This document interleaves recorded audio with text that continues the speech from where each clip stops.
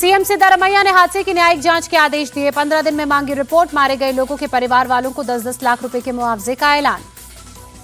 CM Siddaramaiah ने cricket संघ पर ठीकरा फोड़ा। कहा, चिन्नास्वामी स्टेडियम क्रिकेट संघ का है। उम्मीद नहीं थी कि 2 से 3 लाख से ज्यादा लोग स्टेडियम में आ जाएंगे। सीएम सिद्धारमैया ने हादसे की महाकुंभ से तुलना करते हुए कहा, कुंभ मेले में भगदड़ में 55 से 60 लोग मारे गए, लेकिन मैंने उस वक्त कोई टिप्पणी नहीं की। सीएम सिद्धारमैया ने बीजेपी पर निशाना साधा। कहा, मैं इस घटना को डिफेंड नहीं करना चाहता, लेकिन बीजेपी हादसे पर राजनीति कर रही है। सीएम सिद्धारमैया ने अस्पताल में जाकर घायलों से मुलाकात की। हर संभव मदद और घायलों के फ्री इलाज का भरोसा जताया।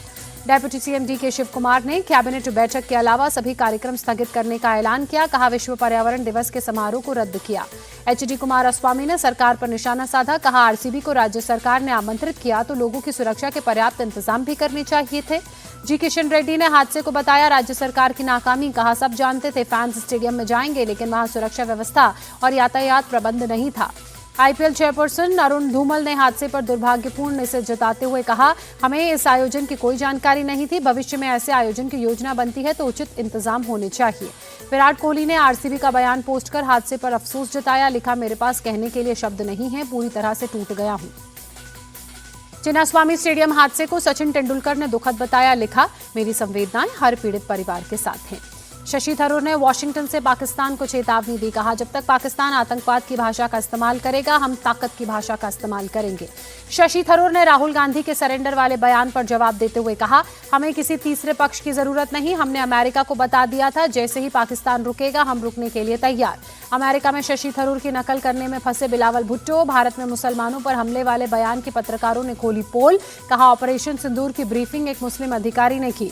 न्यूयॉर्क में पाकिस्तानी समुदाय के बीच बिलावल भुट्टो ने मदद की गुहार लगाई। कहा, भारत ने हमारे मस्जिदों और पानी के इंफ्रास्ट्रक्चर पर हमला किया, हम अमन चाहते हैं।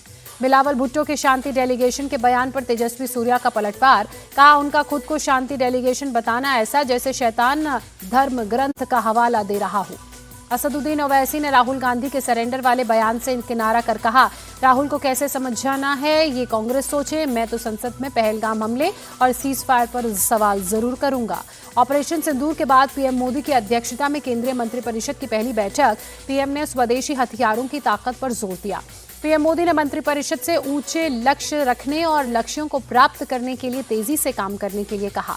मंत्रिपरिषद की बैठक में राष्ट्रीय सुरक्षा और जल नीति सहित तत्कालिक व दीर्घकालिक रणनीतिक एजेंडों की रूपरेखा तय की गई। विश्व पर्यावरण दिवस के मौके पर आज पीएम मोदी भगवान महावीर वनस्थली पार्क में एक पेड़ मां के नाम पहल के तहत लगाएंगे बरगद का पौधा। 200 इलेक्ट्रिक बसों को भी दिखाएंगे हरी झंडी। आरजेडी नेता तेजस्वी यादव ने जातिगत जनगणना को लेकर बीजेपी पर साधा निशाना। कहा, बिहार चुनाव को देखते हुए इन लोगों ने घोषणा की है। जीतन राम मांझी ने तेज प्रताप को घर से निकालने को बताया लालू यादव की प्लानिंग। कहा, तलाक के बाद ऐश्वर्या को संपत्ति में हिस्सा देने से बचने के लिए ड्रामा। अयोध्या के श्री राम जन्मभूमि मंदिर में आज सुबह 11 बजे होगी राम दरबार की प्राण प्रतिष्ठा। 7 उप मंदिरों में स्थापित मूर्तियों की भी होगी प्राण प्रतिष्ठा। सीएम योगी होंगे राम दरबार की प्राण प्रतिष्ठा समारोह के मुख्य अतिथि। हनुमानगढ़ी में करेंगे दर्शन। सरयू महोत्सव का भी करेंगे उद्घाटन।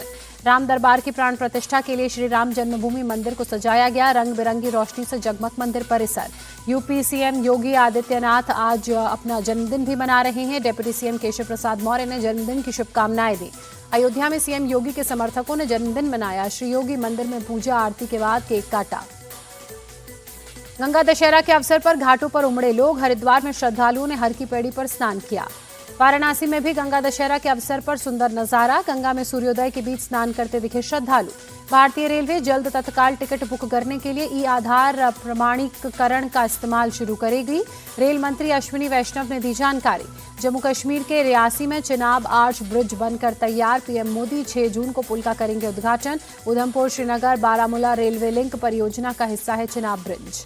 अहमदाबाद में नेशनल एक्सप्रेसवे नंबर 1 पर 2 ट्रकों में आमने सामने की टक्कर। धमाके के साथ दोनों ट्रकों में लगी आग। ट्रक हादसे के बाद एक्सप्रेसवे पर लंबा ट्रैफिक जाम। फायर ब्रिगेड की टीम ने कड़ी मशक्कत के बाद आग पर पाया काबू। दिल्ली पुलिस और बदमाशों के बीच एनकाउंटर में 2 बदमाश घायल। दिल्ली के शेख सराय इलाके की रेड लाइट के पास हुआ एनकाउंटर। अरुण लोहिया हत्याकांड में शामिल थे दोनों बदमाश। यूपी के बलिया में एनकाउंटर में बदमाश गिरफ्तार। पुलिस के रोकने पर बदमाशों ने भागते हुए फायरिंग की। पुलिस की जवाबी कार्रवाई में बदमाश के पैर में गोली लगी। पुलिस ने बदमाश के पास से एक देसी पिस्टल सहित 2 कारतूस बरामद किए। घायल बदमाश को अस्पताल में भर्ती कराया। ग्वालियर में नीट की तैयारी कर रहे एक छात्र ने सुसाइड किया। पिता की लाइसेंस से रिवॉल्वर से खुद को मारी गोली। वरिष्ठ पुलिस अधीक्षक धर्मवीर सिंह ने दी जानकारी।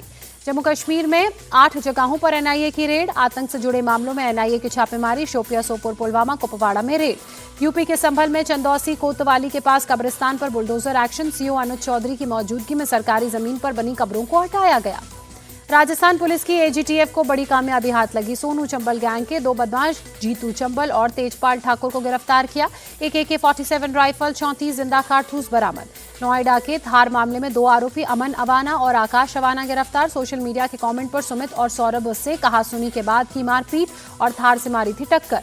सिक्किम में लैंडस्लाइड प्रभावित इलाकों में रेस्क्यू ऑपरेशन तेज। हेलीकॉप्टर से चलाया जा रहा अभियान।